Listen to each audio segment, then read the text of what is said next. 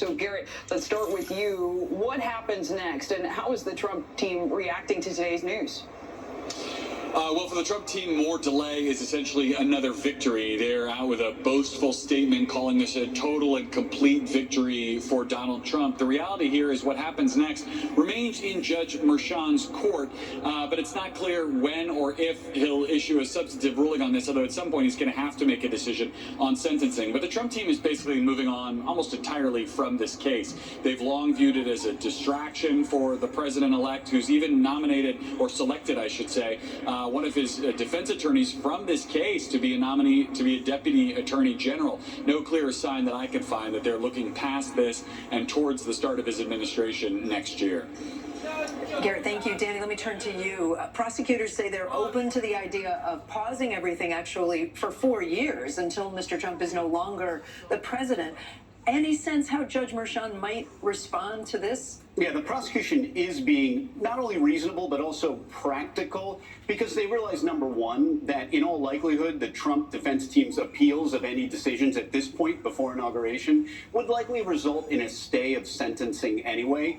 Number two, they probably don't care. For them, a win's a win. So if the sentencing happens after 4 years of Trump's final term, then I guess they've decided that they're okay with that. And then third, they really don't have the power. Justice Merchan, if you were to sentence him, say, in the next few weeks, even if he imposed something like probation, you likely, under the supremacy clause of the Constitution, can't even subject a sitting president to a phone-in with a probation officer to check in. You can't have him pick up trash on the side of the road with the yellow vest. You can't do any of that. No ankle monitor or anything like that. You can't do it. That's the same as trying to send him to jail. And there are scholars who think that you can do that. I do not think you can do that under the Constitution's supremacy clause. So probably the Manhattan DA's office decided, look, if we ever get to sentence him, why not wait till he's out of office and we can get it done? And Danny, we often say you don't have a crystal ball, but any sense where the judge may rule and land? Of course, we're waiting, but we know the Trump team has that immunity claim following the Supreme Court's ruling on presidential immunity. So any sense of where he might land? Yes, but since the election, really the defense team now has two opportunities. The first motion was based on the immunity decision, but they're arguing essentially that the evidence that came in was evidence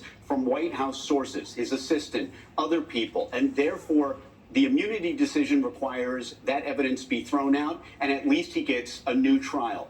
Now they're arguing that because of the supremacy clause, or because of his immunity while in office, all of this case has to go away. So they really now have two opportunities, and they're going to be looking to file, the defense, a second motion based on that. Garrett, let me go back to you. You're standing on Capitol Hill. Have you heard any reaction from lawmakers about this big legal development today?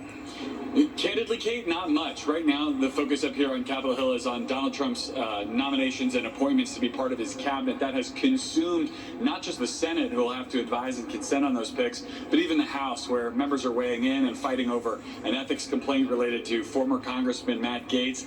That news seems to have blocked out the sun when it comes to response to Donald Trump today. All right.